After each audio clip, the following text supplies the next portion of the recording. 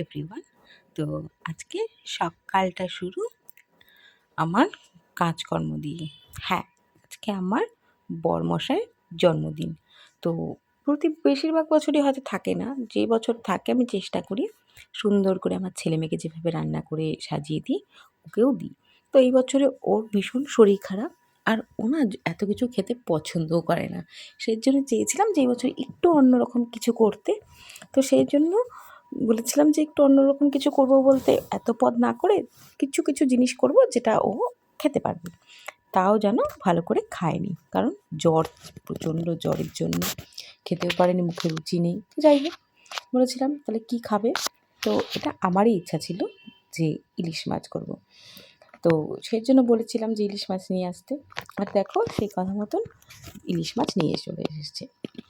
আর আমি বাজারে গিয়ে পাঁঠার মাংস, মাছ নিয়ে এসেছি।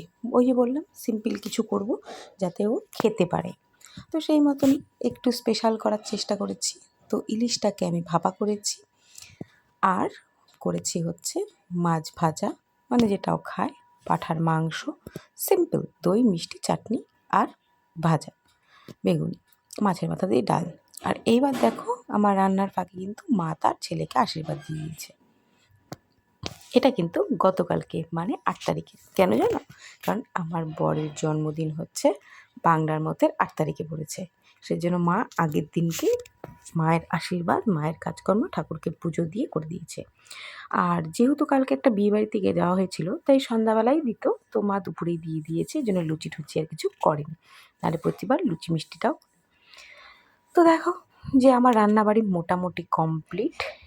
এগুলো আমি আলাদা আলাদা করে রেখেছি। মাছটা ভেঙে গেছে, এখানে আমার ডালটাও হয়ে গেছে, মাছের মাথা দিয়ে মুগ ডাল।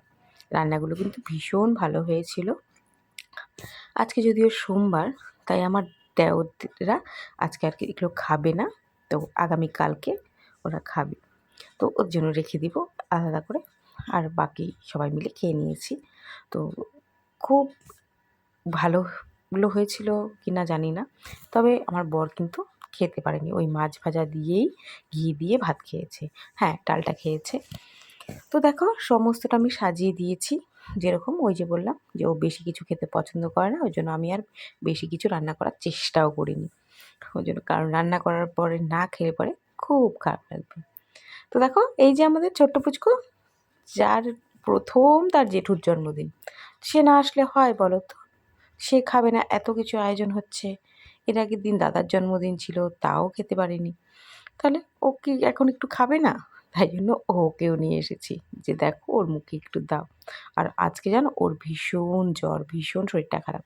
ছোট মানুষ বাড়িতে চুপচাপ থাকলে ভালো লাগে, সারাদিন হাসে, আওয়াজ করে। এখন ওর 6 মাস বয়স, কিন্তু আজ সাংঘাতিক জ্বর, একদম কান্নাকাটি করছিল খুব।